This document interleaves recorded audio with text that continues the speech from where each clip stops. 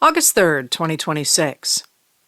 Just before midnight last night, news broke that Acting Attorney General Todd Blanche had rescinded the order of May 18th, 2026, establishing a $1.776 billion slush fund for those who claimed that the Department of Justice, under former President Joe Biden, had persecuted them.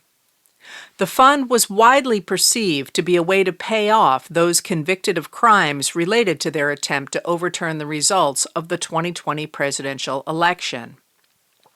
What Blanche's order did not do was to change the terms of the non-prosecution order, providing that the Department of Justice would not prosecute Trump, his sons, the Trump Organization, or their associates for crimes related to tax returns filed before May 19, 2026.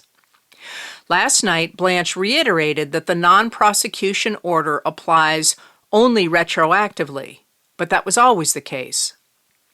At stake is at least $100 million it appears Trump owes to the American people from previous tax shenanigans that turned up in audits. It's possible there are other irregularities, but if so, under this order, we would not know. The order says that the IRS will not audit the tax returns of Trump and his associates before the May 19th date. Ron Filipkowski of Midas News noted, "Pretty convenient that Trump gets immunity from IRS audits for the year where he made, by far, the most money of his entire life in shady deals all over the globe." And, as legal analyst Barb McQuaid noted, even the promise to kill the slush fund is hollow.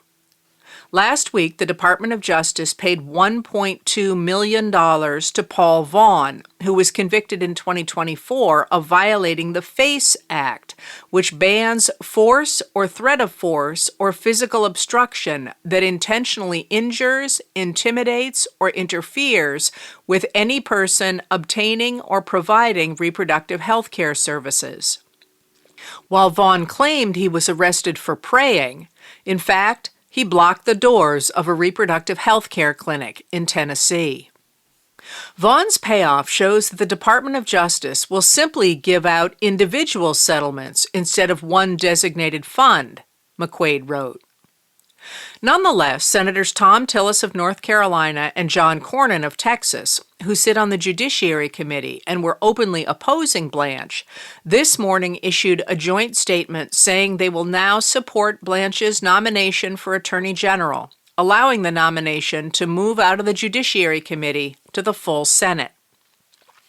Legal analyst Lisa Rubin noted that in their statement, Senators Cornyn and Tillis refer to this one-pager as a binding written order that the audit settlement is limited to the plaintiffs and the scope does not extend beyond the defendants in the lawsuit, the IRS, and the Treasury.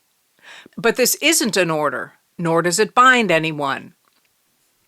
The top-ranking Democratic member of the House Judiciary Committee, constitutional law professor Jamie Raskin of Maryland, released a statement titled, "Blanche's empty promises do nothing to kill the slush fund, stop the flow of money to convicted J6 felons and MAGA allies, or end Trump family super pardon." He called for 6 patriotic House Republicans to join with House Democrats to pass a discharge petition that would force a vote on stopping the Unconscionable Deal. Now the rest of Republican senators have to decide whether Blanche's fig leaf gives them enough plausible deniability of support for paying off violent Trump supporters and Trump's IRS immunity to confirm Blanche's nomination to become the Attorney General tomorrow. While the focus has been on Tillis and Cornyn, Semaphor's senior Washington editor Elena Shore told MS Now on Sunday that other Republican senators were quietly cheering Tillis and Cornyn on. If the Senate voted on this fund today, there would be almost 60 votes to kill it, maybe 70, she said. In the Freedom Academy with Asha Rangappa, counterintelligence scholar Rangappa suggests the Republican senators have gone so far down the road of enabling Trump that they will simply rubber stamp Blanche. If you've confirmed Pam Bondi, Pete Hegseth, Kash Patel, and Kristi Noem. You've funded ICE. You've stood by while Trump hollowed out the intelligence community, fired thousands of people, drained the U.S. Treasury, hijacked the country's semi-quincentennial, trashed the White House lawn for a WWE event, and drained the reflecting pool twice. Is Todd Blanche really going to be the line? She asks. Come on. Rangappa is probably right that Senate Republicans will vote to confirm Blanche, but the cost of enabling Trump has risen as his job approval ratings have tanked. Only about a third of Americans approve of his job performance, numbers that rival those of President Richard M. Nixon just before he resigned. Confirming Blanche, who clearly works for Trump alone, carries with it the fact that Blanche appears to have been the person most responsible for ignoring the Epstein Files Transparency Act. According to U.S. District Judge Emmett Sullivan, Blanche essentially admitted he had violated the law when he failed to address allegations brought by independent journalist Katie Fang, who sued for access to documents she claimed were unlawfully redacted. The judge is now reviewing those documents to see if the redactions were proper. If not, their exposure after Republican senators have put Blanche in the position of the top law enforcement official in the country would make the senators appear complicit in the Epstein Files cover-up. While that issue has fallen out of the headlines since Trump began his war on Iran, it is an issue MAGA Republicans elected Trump to expose and could easily reignite. And then there is the increasingly erratic behavior of Trump himself. This morning he posted, "My real polling numbers, not those made up by the fake news media, are the best they have ever been. And why wouldn't they be, with the biggest tax cuts and employment numbers ever, the biggest outside investment in America in world history, a totally secure border, a giant victory in Venezuela, the denuclearization of Iran, unparalleled respect and success throughout the world, and much more. Don't believe the radical left's fake poll numbers. They are crooked and corrupt, just like the country-destroying Democrats are crooked and corrupt. Vote Republican for greatness in America." This version of Trump's America is as fantastical as his post yesterday of an AI image of himself writing on a map of the U.S. with Presidents George Washington and Abraham Lincoln, or of himself dressed as a svelte Elvis the day before.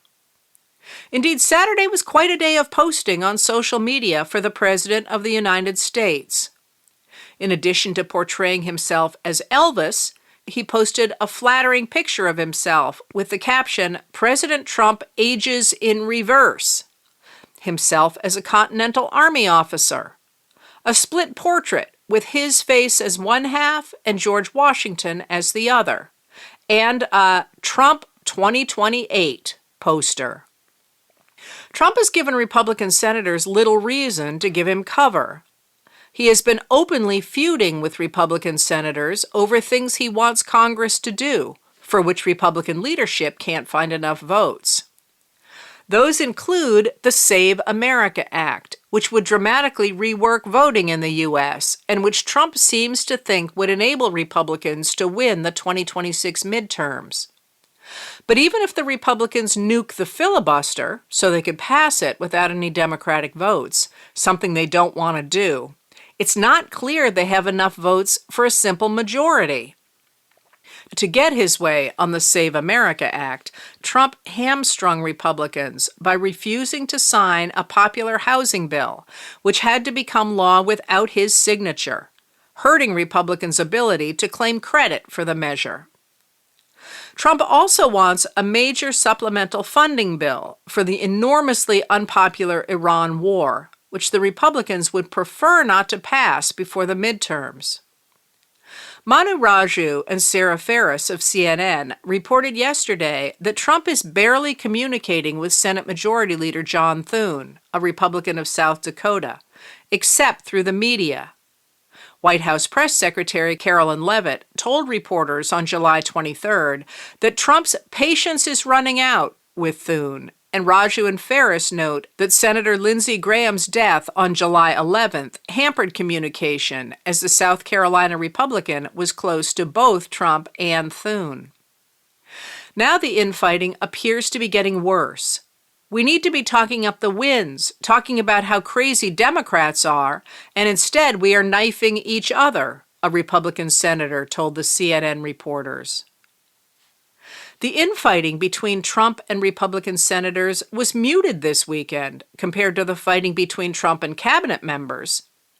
After U.S. Attorney for the District of Columbia, Jeanine Pirro, moved to dismiss criminal charges against David Hearn, the U.S. Olympian the Justice Department indicted for vandalizing the Lincoln Memorial reflecting pool, both Trump and Interior Secretary Doug Burgum took to social media to challenge her.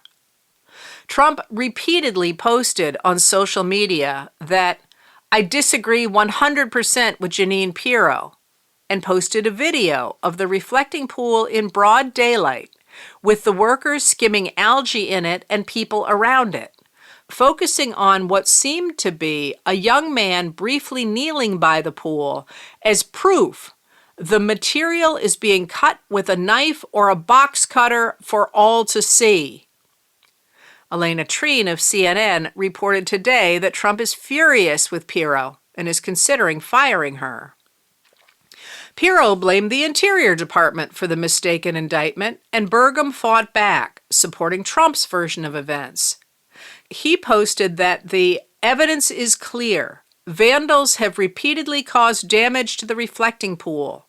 Some of these acts were even caught on camera. Unlike Pirro, Burgum did not have to defend his statements in a court of law.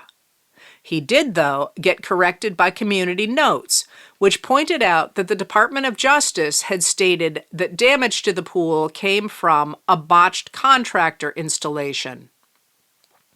And the fight between cabinet members paled in comparison with the extraordinary fight playing out between Republican federal lawmakers from Ohio, where Representative Max Miller on Sunday took to social media to post a 20-minute video he apparently thought would exonerate him from well-supported stories that he abused his baby daughter and wife. The video delivered such eye-poppingly classic examples of abuse that it seemed to prove his guilt rather than his innocence. Documents he posted to accompany the video also supported the stories.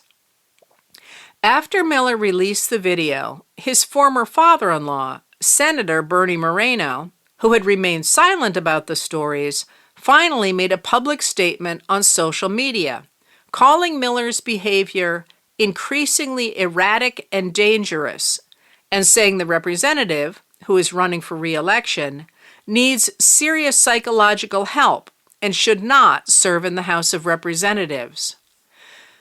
Miller responded with what seemed to be a reference to stories that MAGA Republican Moreno is gay. "You know this isn't true, and the only reason you are speaking out now is to hide from your own media circus," Miller wrote. "This is all political."